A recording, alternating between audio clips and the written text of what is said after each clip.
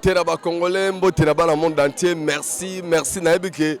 Boza on a déjà ebele beau mon message. Merci na nous na ba commentaire, merci na ba abonnement, merci na ba adhésion. Bozo la kisanga penza ke boza na bolingo ya Congo na ya ba Congolais.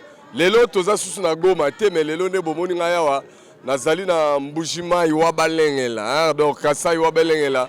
Donc yango yo toye lisusu cette fois-ci toye na ye moko Moronzamboka Félix Antoine Tshisekedi Tshilombo Fachi Beton on a le toujours que soro monité condimate oui bi na recommanda rabino pena bolingo ya Congo na ba Congolais alors boye ba ke équipe à celle comme mesdames mobilisée d'abord on a remercié bango parce que bazali au fourré au moulin juste pour la rosunga bino ko transmettre bino ko lakisa bino oyo nyonso elongo bani ezali koleka alors ezali première fois te président de la République Félix Antoine Tshisekedi Tshilombo aya na Kasai Oriental na ville ya Mbujimayi même bala o ayeli nini ayeli makambo ebele d'abord a participé na jubilé ya Emmanuel Kasanda oyo azali abe suka lango azala na ba messe moko spécial na église catholique Bozola et puis simalango a revisité quelques chantiers pourquoi pas sauf imprévu beaucoup on appelle ba inauguration mais na minute on ndenga na zolo baboye kondimana nous te fomona oui au mona kalamingi te descente ya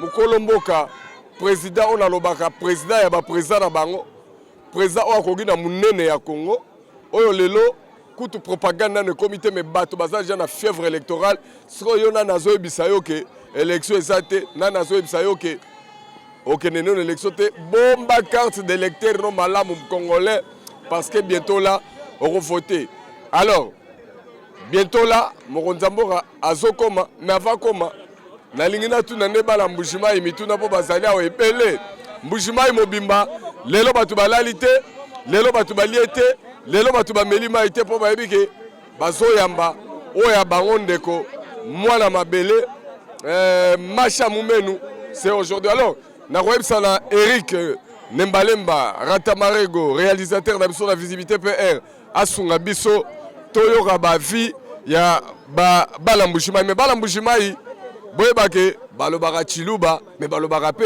Lingala donc zala près na sepelika eloko bikinto na loba pena ke non ni bikala bimpa chako etu batu boso basaka nini bachakula ezaka bongo donc yango la kala mingi te tozozwa bandeko voilà donc ne na otangi ko yebisa bino toujours que tozali na ville ya Mbujimayi et puis bo s'attendre na deux langues donc Chiluba la Lingala papa wetwa papa nous dit bala boachi apa tujibalwa bwa kwa kijila mfumu wa jitunga président Félix Antoine Tshisekedi Tshilombo ko tulibala bwa kwa kijila mwabewe ujitukuja lelo kadi utumulo misango ya buni chini chidi particulier bwa musango bwa musango uchichitama kwikala particulier ndimona ni kuji mobilisation mutambo bunena en plus de cela kuji cérémonie wa évêque ujuenza 25e anniversaire wenda kacha wa shala évêque wa diocèse ya Mbujimayi kaduwe udinga même andi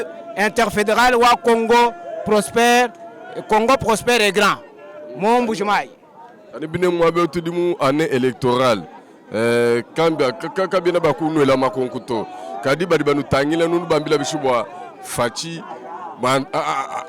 surtout mu 2023 nunu domba bishala masungula ko tulitulomba bana betu bonsu ba mukasai oriental bwani ke bakakanda oyelelamo fachi beton armé boye kujikija projet wenda uji nenda wa uji ankuru boye kumona bwa kumujikija mu deuxième mandat tubalomba ni bamwele la mikana twasagidila mukaleng voilà tatoué bidu ambe bishibwa ditu jalelo bwa difika dia mfumo ditu ngamune mu chimenga chache sasa barki musango kompala to mais musango eu particularité ujichini bon kwa musango eu tudi tusanka bwa difika ja chef de l'état Félix Antoine Tshisekedi Tshilombo parce que pour cette fois-ci au jour là mais pour cette fois-ci bantu bon se badu mobiliser kwa kwikala hanyimenda bwa kumwa kizila ni disanga za bunyi kadi hatudi tufika matwala la kumpala mufekimilu wa malo amasungula pinde badini tukanda badi bambani no ye to bijegu du bambila bishi non ndinga mbila bana betu bonsu bana bamwena Kasai bana bamwena Kongo mujimu bani tukala ihanyima ha fachi beton bwa kuma porter mandat mibiji bwani amona mushinda kwenza mujimu enda mwimpi kadi eske mumbindi mumina ye bintu ka bidi bano sele mumbujima bifuka bi ko to binuka di bamon mumbujima yi tujini réalité ndambu wa bitu twenda tumona malgré kabiena à 100% to bidi à 50% quand même évolution au enda oui bien que c'est à 50% c'est même pas à 100% mais évolution au Koko. Ok, sikoyo toluka pe banani pe balobaka lingala biloto en tout cas bato chilba voilà ndeko boni bikimi ali papa voilà nayebi ke yo ndenge ozala ozamona mbujima obetaka lingala obetaka chiluba mais eloko na tuna est-ce que ça première fois facha ya mbujima et la première fois ça il y a déjà sorry 3 fois déjà oui 4e fois voilà sikoyo mbalo particularité ezani ni na mukolo alelo c'est que mukolo alelo eza ya mabe ya koyinda libanda kuna bato full c'est que tous ala souci na effort betia c'est la gabe soki ngoya to meto mukole koki to sependa koya na to zeli to yamba ina esengo nyonso take batu ya kasai to lingage mingi fachi beto umela deuxième mandat ça yaye mais nengana to le loko parce que la kishasa kuna bato bele balobaka na 4 ans fachi asali lokote mais neti yo sur oza mwana mbushimai depuis 2018, 2019, 2020, 2021, 2022, 2023, bilor nini yo moni Fatia Sali na Mbushima yo monaki afaya na pouvoir ezalagite. Biloko ese belé, banzela et comme lisse, to moni mai na Mbushima et comme donc to le la soumaité. Ba courant nyonso ezali, mais to aussi anga na ye az to aussi anga na ye aza lisu likolo comme plikas. Basi ça misala nyonso oyo to mona po misana esilité, mais yo sala ma déjà. Siko zo biseni nezangi o soufa bakisa mbalo autant ezo bakisa. To ça pour ça bloquer belé Mbushima yo comme demi-ville misala ezala compagnie kota misala ezala bato chômage esila na mboka nde to senge pa mokonzi na biso. Merci à toi. L'exapen de Rwanda pe na oyepe azobeta ndinga voilà de Rombote. Bonjour. Alors yo komono na Roger Lumbala. Talaka Rondo. Yo nem dans la prison na poto. Roger Lumbala yo te. Tengate za kombo. Oh les petits les grands ça ba côté on adore c'était juste en passant to penser que mbote mbala moko. Alors yo yebisanga nanu année on de toi boza année électorale. Ça peut être que Facha est première fois na Mbushima aya année déjà moi na bino beto na bino dor ndenge bolingaka. Voilà. Sikoyo eloko nini yango yasika oyo so mona na voyage à Touro. Na voyage autour oyo eloko moko oyo nazo sepela nango po na moni lelo population eleki. Lelo population eleki. Ya solo. Eleki. Vous avez combien 4 millions? Muke. Iza ebeleka. Eleki. Bato base. Est-ce que batu nyoso yo pour élection za kala mingi te bozo penser na Fachu be baya ko sabino na mutu ko boy. Tatu nangai. Biso totika chilombo na biso oyo. Tokende pa muntu mususu te po le chilombo nga roje na lobike na okufa po na ye po biso nyonso poza kaka nsima na ye po nzambe azo alikolo na okiste kabuya kabuba petembe bazala na ye bamukwata ko kumaboko balo mangala tamu kwa bote tujibalopa bamukwata ko kumaboko na isa ke awa lelo boga lingala na chiluba ndo za bon yo tatu wedo mbebisi mema jani mema mpoi Gaston jingamba bwani jifika jilenga kwenye mfumo wetu ajitunga mumbushimai wale bwase jifika jende jilenga malonso mimpa maka na bimpa kujitalala mumbushimai malonso kwa wana shi mububito bantu so njisanga bwa jifika jende yo wakadi ngambila koko ikala ni ditala ngambila butumona mumana kunenzela malo abuni kaduru mwambila kabida nwenzela kabidi chini tutumwambila bwani nzambi anja mwoshe lunga nyilo abuni bwani atonsela malo mimpa atujinawo jishinga atukebele koko miji mu société yibwele koko munwemu twikala koko tuvivra librement twikala koko ni malo mimpa mahela katu koko bwakala tukenga chintu to mijimu nanga mujimu bozo ndingamba ngo njindesha mfumo wetu bwalungu wetu tetu bwalu masheto amumenu wimina amwa utile makwabo mfumo wanyu bumuji ulo munemu wenga yebo wanshu kala kuna asha muna ashijiba kai wanshu tane ko kumashira makwabo mushindu diyeni bari benza mpinje wanu ajulwa me kose ko bene benza to ati twakulanga na nzembo milono leliyo mai byose biri wonsa bya katero tuli mona byose byende bimpotomento tukulomba wewe kutujinenda atuli bayete tubwetu bukale ngo tetu hatu bayete bukale ngo tetu twe batweze ko kwetu ntubabanye kutujinenda ngwewe tubabanye bwana to bakwa bavasanga hapo tusanga okwetu tusanga chilombo wani tusanga okwetu bonjour chilombo iki chilombo oyo kako ya bien nalobaki na bino ke Fachi en tout cas aza lokola mungwa donc so ezangi na bile ego ezangi nango alors banani batomboli bamatisaka Fachi banani bazaka na Fachi mingi ezaka bamama mpo mikolo ezali otumboli Fachi otumboli bamama mama mbote papa voilà tomoni wana aéroport yo osani na aéroport mama d'abord je me présente pour bato bayebaki naza nani nga naza mwana liboso mwana kumpala wa Wetrafa bino moko boyebi musala Wetrafa sala na kati ya province na ye en tant que fille ya Mbujimayi en tant que princesse ya Mbujimayi kolo Mbujimayi to ye awa tango na yoki ke président na biso azoya na Mbujimayi mukwantombolo na biso azokita na mabele ya bakoko nalobi te nazwi avion mbangu na kiti na mabele na biso po ke avant que président na biso akoma akutanga po ke naya na base nanga parti politique nanga eza SNAC ou eza chapeauté par Pascal Aimé Mongo nga bina kita na ye pona ko yamba papa na biso ndeko na ngai frère na ngai Félix Antoine Tshisekedi Chilombo Belton Chilombo Fachi Ben en tout cas no comment sikoyo tozelaka mama ayamba Fachi liloba suka na bato tu bayina Fachi olobi na bango bato nyonso bayina Fachi mama olobi na bango batika mutu aza na bolingo ya kotombola mboka batika ye a travailler bapese chance po aza na bolingo ya mboka na biso na minute muke wa sali metala makamine na sali mais soki topesi ata deux mandats mususu mais mboka na biso koyebana mboka na biso komata batika Fachi na biso asala musala eyokani merci à trop alors natikeli bino toujours bomo na sikoyo arrivé na clôture po wana eza sunga ite arata marego Eric Nembalemba. Comme à l'accoutumée, c'est une ville de Mbujimayi en pleine effervescence qui a accueilli chaleureusement ce samedi 24 juin le président de la République Félix Antoine Tshisekedi Chilombo en visite au travail dans ses chefs-lieux du Kasaï oriental après son séjour à Kananga. C'est à 18h, heure locale, que le Boeing présidentiel Simon Kimbangu s'est immobilisé sur le tarmac de l'aéroport de Bipemba.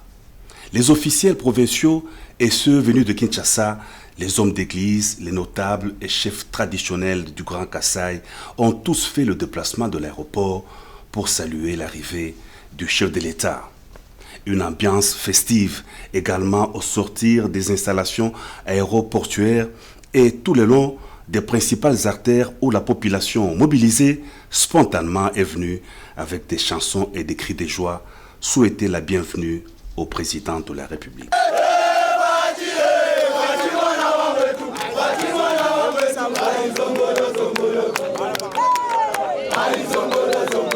Dans les chefs-lieux du Kasaï oriental, le chef de l'État, Félix Antoine Tshisekedi Chilombo, va assister à la grande célébration de la messe du jubilé de Monseigneur l'évêque de Mbujimayi, Bernard Emmanuel Kassanda, au stade Kachala Bonzola. Le président de la République va aussi procéder à la pose de la première pierre sur le site de concession de la nouvelle ville à Benantumba, à 5 km de la ville de Mbujimayi.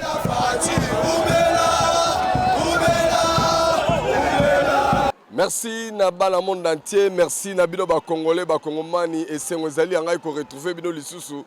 Awa ndenge tozali toujours na ville ya Mbujimayi, chef-lieu ya Kasaï oriental, toza awa na mokonzi mboka Félix Antoine Tshisekedi Tshilombo awa na minute naza na stade Kachala Bonzola, donc stade ya munene ya Mbujimayi, stade bomona lelo et kotonda pe zali kotonda parce que ça événement moko ya munene za ko salema lelo. Événement ezali nini ezali 25 ans, il y a qui évêque, il y a diocèse, il y a Mbujimayi, na kombo ya Bernard Emmanuel Kassanda. Yewana, azo sala lelo, jubilé d'argent, na ye, vous voyez que l'église catholique, balakana ba cérémonie na bango, ils ont un moment où font ça la jubilé d'or, et mon bonnet après 25 ans, na kati ya ville ya Mbujimayi, lelo azo sala jubilé d'argent.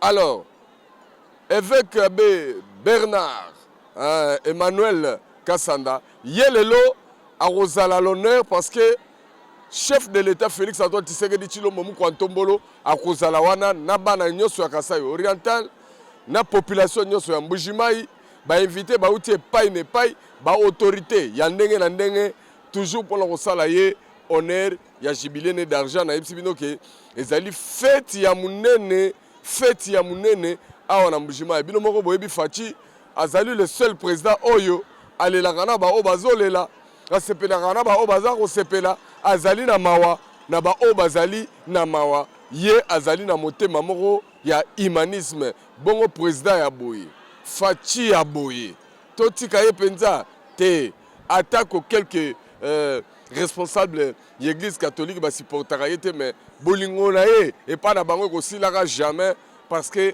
alingaka batu nyonso a témoignaka yango na lobaka na bino chaque fois que bozana na bolingo ya Congo pe ya ba congolais alors la ligne tikela bino bolanda cérémonie nyonso ndenge ko banda arrivé na ye moko consécration pe jubilé ya ye moko évêque nyonso na complicité ya la grande équipe technique ya Selcom wana na moni déjà réalisateur na biso Eric Nembalemba na ba production to moni ba Fossé Masola bato na nyonso bana na digital kuna to ba Olivier Kapambo donc na lobi na bino ke équipe eza munene costaud sous supervision ya Yemoko dire comme Yemoko Eric Nindu na ebisi bino ke mbaloyo bozala sûr que to conserver bino comme jamais auparavant. Alors Eric Nembalemba kotsa batu na ambiance bamona ba joie ya batu ndenge ezali aho. C'est parti.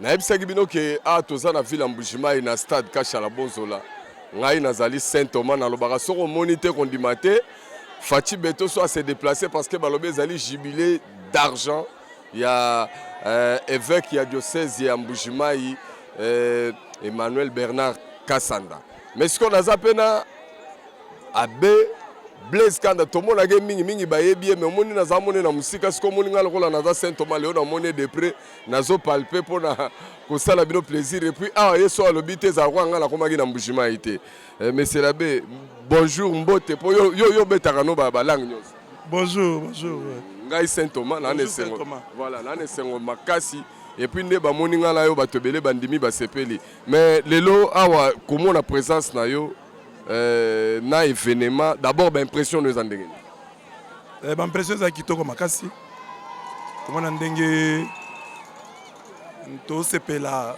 mibuzo zomi bale na mitano ya tata episcopo abiso pe komona bino nyonso boye ebele na mokonzi ya mboka boye awa pona ko sepelelongo na biso epesi biso esengo makasi po biso toye po topesa nzambe merci na bambula 25 apesi na tata episcopo nde tozopesa nzambe merci mais elongo na bino eye mpe kobonga makasi nde esengo na biso en tout cas ba relation na yo na moto aza l'honneur du jour ezalaka ndenge nini na tata episcopo nga nazaka problème nga naza moto ya 2 Chroniques 20-20 croyez en Dieu vous serez fort croyez en ses prophètes vous vaincrez donc na tosaka makasi batata molimo donc nazaka nga naza pire mwana on ya episcopo ya ba episcopo banso bango nde bankadra bakocha basala masolo bango nde batata OK so to aka bana sikoyo monsieur Abbé Blaise ngala profiter pour ah eza balobaka biso bakino baloba profiter pe chodri ko na monio faut vraiment na solo la na yo alors na molaka yo na ba sujet mingi actualité ba sujet mingi politique osalaka ba sortie médiatique moko émouvant bato basepelaka makasi mais il arrive musu po obimi bo bato basepela bango te balinga kozala na penchant moko bo bazelio mais bayiko beti bato tout direct ezalaka nini yango. Mais ezaka ndenge tomesana kosala politique ya mabe na mboka na biso ke tolingaka vérité te po okomona na kosala video namoni mabe kotoyo na lobby namoni mpe mabe kotoyo na lobby namoni bolamu kotoyo na lobby namoni mpe bolamu kotoyo na lobby mais ero koloba po video bato nde bakataka yo osali video mobimba osali ndenge tosaka dissertation peser le pour et le contre olobi positif na négatif mais moto oyo amoni kote na ye azosepela akati kote wana asepeli nango atelemi wana balobaka yo oza na particularité par rapport à ya baligné oyo bato bayebeli na lingomba engumba esantu catholique te eza nde ngolu kaka ya nzambe pose naza sango depuis 26 ans mais eza na bato bayebi ngaka mikolo mibale nde à travers les réseaux sociaux bakoma okamwa mais eza makambo tosalaka na biso yango kala mais à la faveur ya covid ntango covid eye babi tobima te tosangana te nde nalobi na bando osala bavideo po te bandimi na ngai ya paroisse babanda kolanda mateya mais ndenge ampleur ezo wana biso nga mpe nazokamwa eza te ke po toza bameilleur mais eza kaka nzambe moto asalaki ke ebima ere wana mpe bato basepela nango.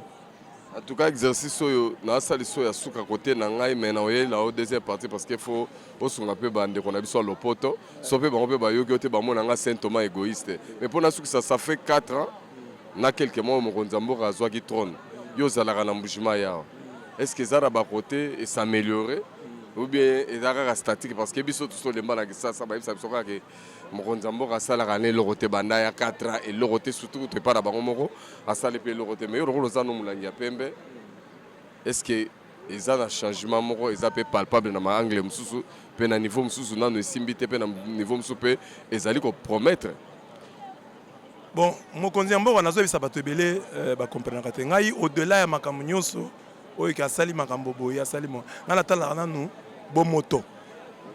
bomoto nde oloba oyo nyonso olingi mais mpo na bomoto président Fachi aza na ndenge na ye bomoto kaka wana ki bomoto tobanda nanu wana ki bomoto ke président ayebaka bato ngai par exemple jour amoni ngai abi Abbé Blaise nasepelaka na bavideo na yo or ngai eza na bato bayebisanga ke yo atakaka mokonzi ya mboka yo ozalaka contre mais yebisinga natuni me nasalaka mpe mama video nazoa abi sala yango ekosunga mpe ezosunga biso omoni likambo te lolobaki esungaki boye wana ngai natikala komona yango te sikoyo ngai nasepela te ke ngai mpe pour la première fois na mboka oyo nalobi mokonzi ya mboka asepeli alors ke bato na ye mosusu baza koloba ke ngai naza motu mabe nazalaka contre ye mais ye moko naza kolobela asepeli na yango déjà ça c'est beaucoup nde wana ya liboso ya mibale biso na mbujimai ngai nautika ngai nabotama na katanga na ye awa na mbujimai ça fait 26 ans bon toloba sika 30 mpo nasali mpe bambula mosusu ya séminaire eza makambo totikala komona te na mbujimai ke eza na bakartier oyo mai ezala kobima te ekomobima eza na bakartier oyo batikala komona ndenge batiaka gudron na nzela te eza bagénération batikala komona bamoni banzela oyo ya mike baza kosala totikala komona yango te motu moko ayebisinga mesala be ata ndenge tozomela bapoussière mais totikala komona babongisa ata nzela oyo ezala terre battue te tomoni yango bahôpitaux etongami awa na mbujimai mosusu esili nano te mais mosusu esili déjà baécole okotia tembe mais biso na mbujimai totikala komona yango te donc population ya mbujimai faut esepela basali nyonso te mais oyo moke esalemi en tout cas pour Nabiso, c'est déjà quelque chose. Donc tout le monde que bonne volonté zali. Mais ngai loko la mokambi ya ecclesia. Na yebi difficulté na zakanango. Talaka kata na jubilao. Okomo na makamususu ezo tambola bien te. Tala yero bayeko pelisamba groupe. Mais tata piskopo asali manso. Po te ba pelisa groupe Nathan, tout ça déjà balance, mais tala ndinga ça. Siko ko loba za tata piskopo. Ye aya o ya ko gangela biso. mais mutu moko azaki chargé na biloko wana asala yango attend basali te nde bomaka mosu mpe na mboka oyo mpo omoni babandi nzela seke mbongo ebimaki mais mpo na nini baosilisa nzela te c'est-à-dire ya bacongolais na makanisi na biso yaki moyibi toyibi mais mokonzi ya mboka koya kolanda nyonso abanda koya kokontrole banzela wana eza biso bacongolais donc biso bacongolais bato ba te soki eza bongo donc ye mpe aza d'accord nga natuni bana nyonso bazalaka mal éduqué est-ce que ça que baboti na bango nde baéduka bango mabe donc bafingaka bango mal éduqué mais il y a des enfants mal éduqués par la rue baboti basali nyonso mais mwana azoyoka te donc wana pour nous c'est beaucoup mais koloba ndenge wana eli koloba te que nyonso eza kitoko oyo etikali nde tozokobelela jour nyonso soki oye na page na ngai naloba kaka na bi voilà likambo boye bobongisa likambo boye bobongisa président moko ayebi bakonzi ya mboka bayebi oyo makambo tokozelaka basala lisusu mpo tosepela makasi mais déjà oyo ebandi na 4 ans oyo biso tomona te na 18 ans mpo na oyo ya 4 ans déjà tozala kosepela mpo quand même c'est quelque chose totikala komona yango te nde likambo mais nayebi ke bato mosusu bakosepela te mais eza bongo biso totikala komona te tomoni oyoki mais ce n'est pas batikala komona te bamoni yango nalobaka soko omoni te kondima te ambiance sikoyo ebandi awa Mbujima elamuki il a fallu Saint Thomas aya apalpe monsieur l'abbé Blaise Kanda po nguya wana et sa flamme ya wana moto ebandi en tout cas merci à toi monsieur l'abbé Blaise Kanda to sepeli makasi na cellule la communication à travers magazine Abso Visibilité PR ndenge to yambi yo awa je pense que otala masusu davantage et puis sans vous flatter en tout cas musala na yo eza kitoko oki ndenge na yebiso ndenge na observaka ntango ozo recadrer ozalaka ni pour contre mais bato basaprenaka na yo mpo mutu na mutu abendaki nde pencha na ye mais ngai ya bato nde namonaka a oza na yo molangi ya pembe olobeko merci mingi mais je voudrais que osala synthèse ya nyonso tolobi na lopoto. Nous sommes réunis là au stade Kachala Bonzola pour fêter les 25 ans d'épiscopat de notre père évêque Monsieur Bernard Emmanuel Kassanda. C'est un homme de bien que Dieu nous a donné à la tête de ce diocèse. Et au-delà de toutes les réalisations matérielles, des infrastructures que nous avons maintenant au diocèse, il y a cela, cet humanisme, hein, cette fraternité. Par exemple, l'évêque connaît tous les prêtres, connaît beaucoup de chrétiens. Vous pouvez l'appeler au téléphone, il vous répond. Ça, c'est ça qui me réjouit, moi. Au-delà de toutes ces choses qu'il a réalisées, nous sommes parmi les rares diocèses qui ont une boulangerie, une grande imprimerie.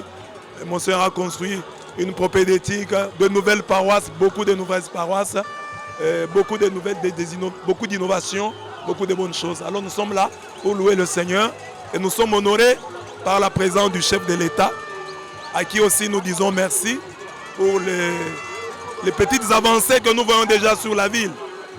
Nous avons soif qu'il fasse davantage, mais nous savons que c'est parfois difficile, mais pour le peu que nous voyons, nous disons merci. Et dire merci pour nous, c'est une manière d'encourager pour qu'il achève ce qu'il a commencé. Donc c'est tout ce que nous pouvons dire. Au-delà de toute la souffrance qu'on a au Congo, il y a quand même l'espoir de sortir de cette misère parce que la bonne volonté, nous voyons qu'elle est là. Si on commence ici, peut-être qu'on n'achève pas, mais la bonne volonté est là. C'est ça que je peux dire en ce moment-ci. Merci beaucoup. Je vous en prie.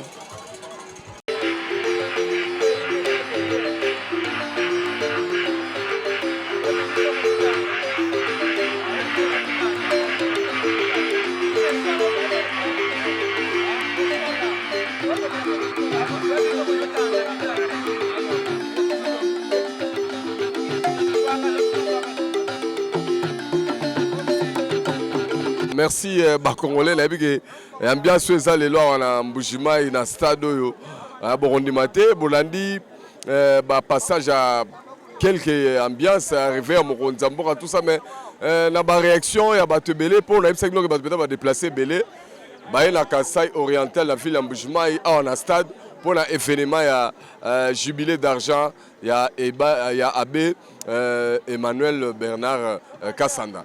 Mais toujours dans le cadre de la réaction, on a des Congolais pour l'instant, ça veut dire que Congolais, maman la bolingo balandi, non.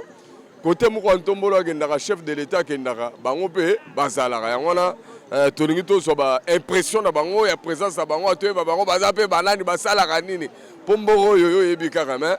tant tout le monde en a beau et ça la bien pour awa na limite que Rwanda ça l'inde koko ya déjà Nderombote Mbote Saint-Thomas. Voilà, en tout cas la CPL comme on na Mbushimai mais na limite qu'on va na Mbushimai. Te na vanda na Kinshasa mais toyaki par rapport à déplacement, il y a chef de l'État na koya ko honorer monseigneur. Voilà. Aza évêque ya diocèse ya Mbushimai. Alors mais bino kozabana. Nga nazali Patrick Kalonji Chilobo, nazali secrétaire général ya parti ADECO, parti cher au patriarche Jonas Mukamba. Nazali en même temps coordonnateur, il y a jeunesse, il y a union sacrée. Et c'est dans ce cadre-là, de toutes ces casquettes, et fils du pays également, que tu es honoré chef la présence de la Bissau.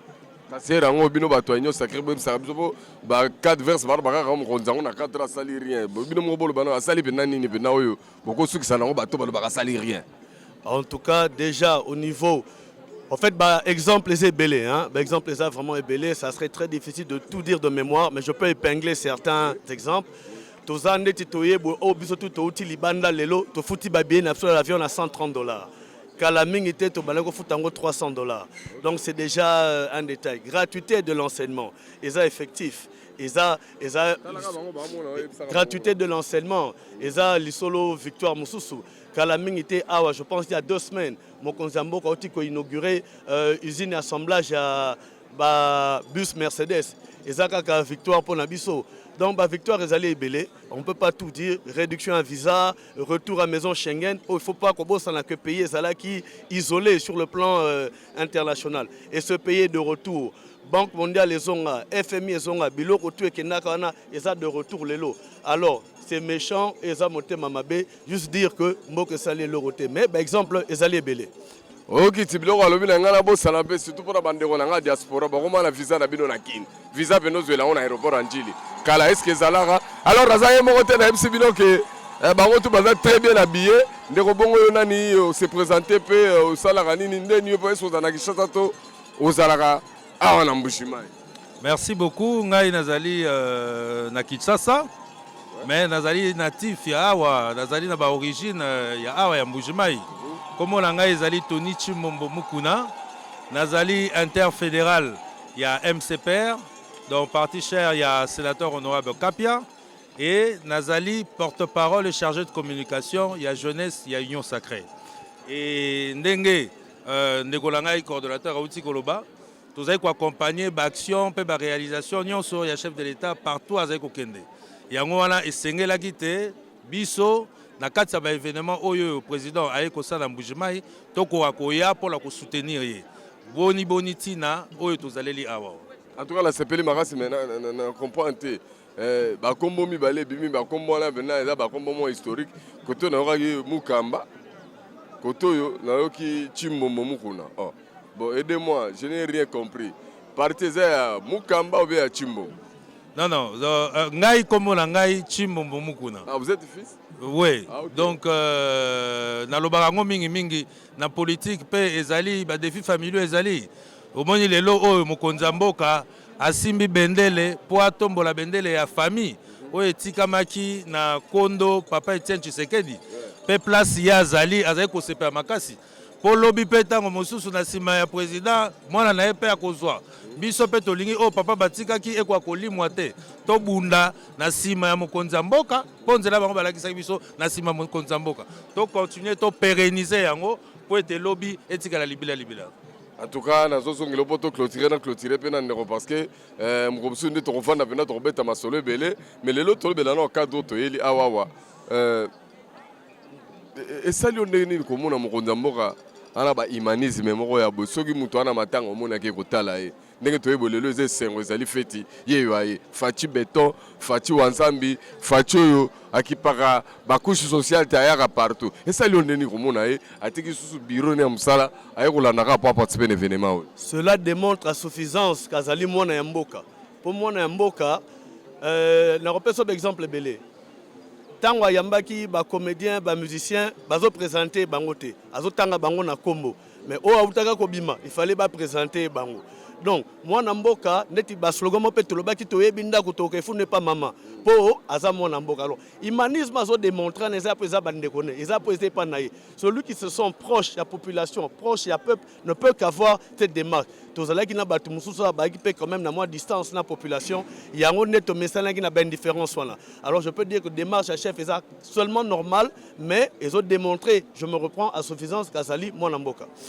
En tout cas, marathon de Botoni Ndegolobaki comme on a Patrick Kalonji Chilobo. De la partie à Jonas Mukambara Tanzemba, un CPAD à Roto, un ami Bador Congolais.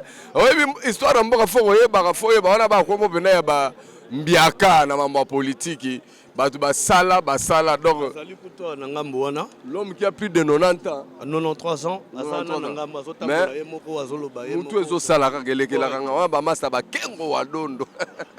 en tout cas, c'est avec plaisir. Un plaisir partagé. Un plaisir partagé. Mais tout le monde a sous Nakin.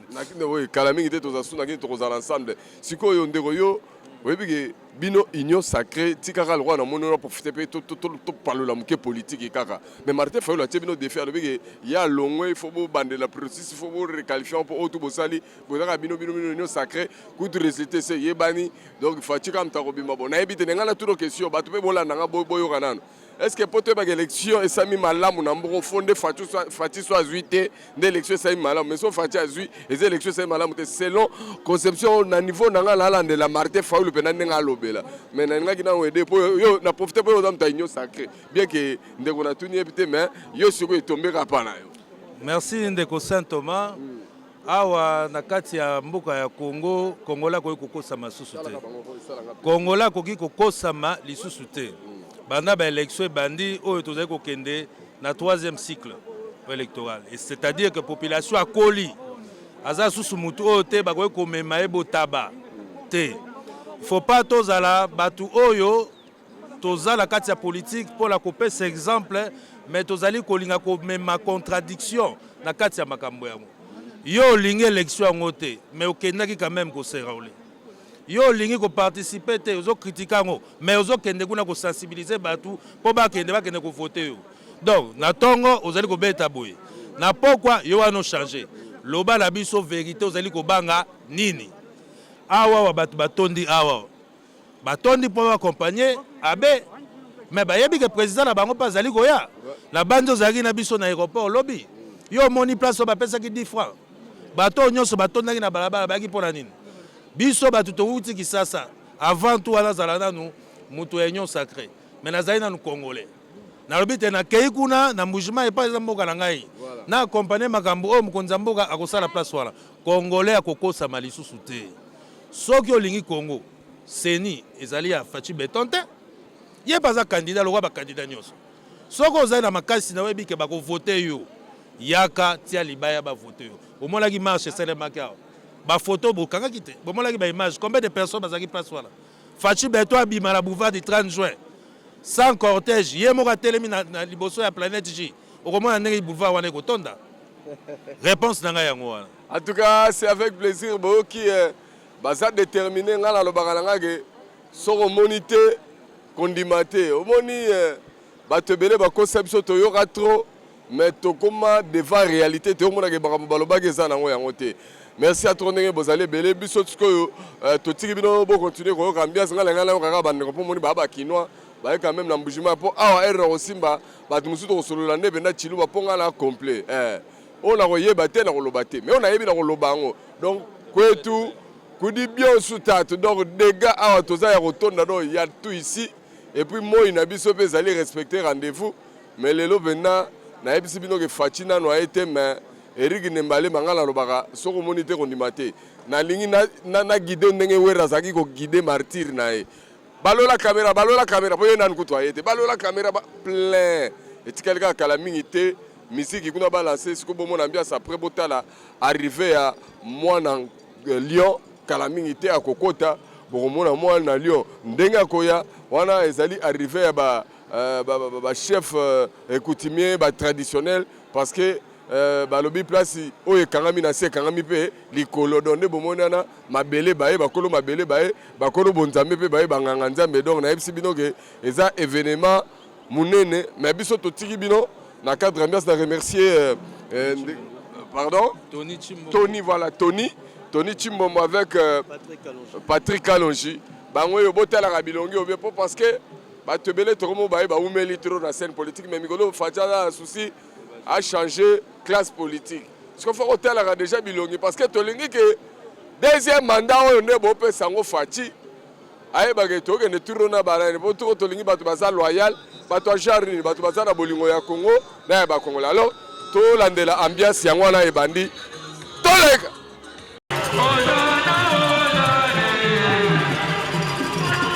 Une journée dominicale toute particulière ce dimanche 25 juin 2023 dans le Grand Kasaï.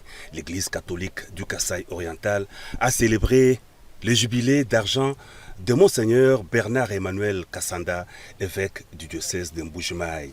L'événement a été marqué par une grande messe d'action de grâce au stade de Kachala Bonzola dans la commune de la Kanchi, une messe à laquelle a participé le président de la République Félix Antoine Tshisekedi Tshilombo. Le chef de l'État a été accueilli chaleureusement par Monseigneur Kassanda et les évêques de différents diocèses du pays présents à la cérémonie.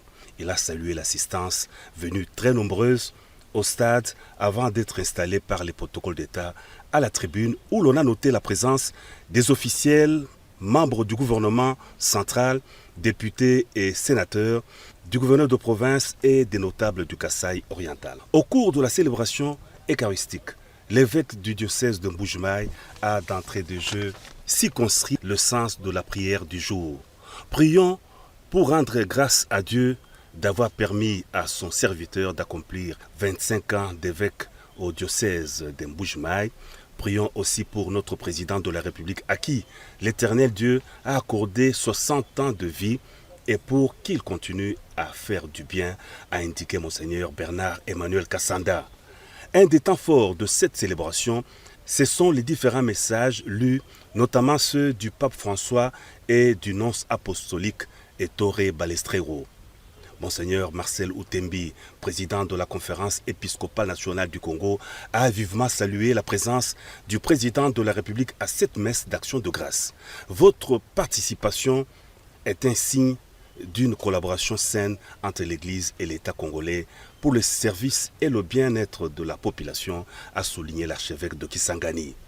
Convié à prononcer un mot de circonstance, le président de la République a félicité Monseigneur Bernard-Emmanuel Kassanda pour la célébration de son jubilé d'argent et salué les qualités d'homme de droiture, d'honnêteté, de sagesse de l'évêque du diocèse de Mbujimaï, des valeurs qui doivent profiter à la province et au pays, a dit le chef de l'État. J'ai fait de mon mandat à la tête de mon pays un mandat pour lutter contre les antivaleurs. Et je sais que nous avons eu à plusieurs reprises l'occasion d'en parler, vous et moi. Voilà pourquoi je le dis pour ceux qui ne le savent pas. Monseigneur Emmanuel Bernard Kassanda est un grand homme, un homme de valeur.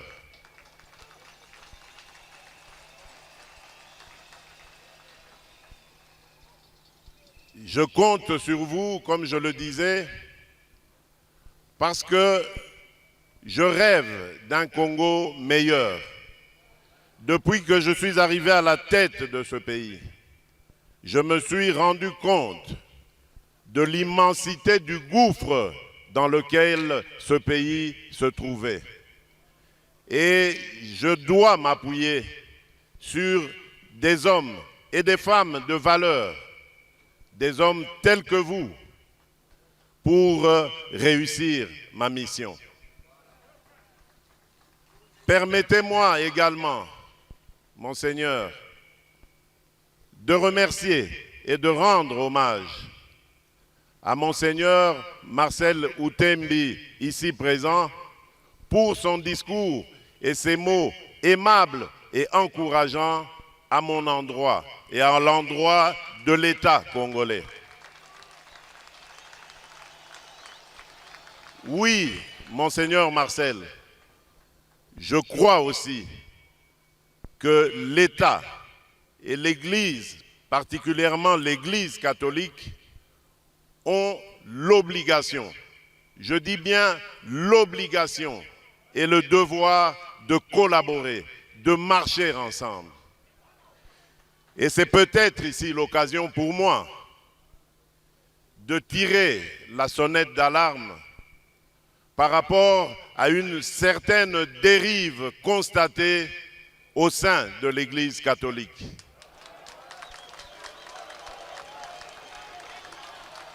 Une dérive que je qualifierais de dangereuse, surtout en cette année électorale. L'Église doit être au milieu des villages. Ici, je serais tenté de dire, l'Église doit être au milieu des Congolais. L'Église doit demeurer au milieu du village, prêcher l'amour, l'unité des Congolais. Garant de la nation, de l'unité nationale, le président de la République a indiqué qu'il n'acceptera jamais toute dérive en matière de sécurité du pays et visant à désunir le peuple congolais. Au nombre de cadeaux remis à Monseigneur Bernard Emmanuel Kassanda, l'on retiendra les dons présidentiels et une Jeep 4x4 dont les clés ont été remis personnellement à l'évêque de Mbuji-Mayi par le président de la République.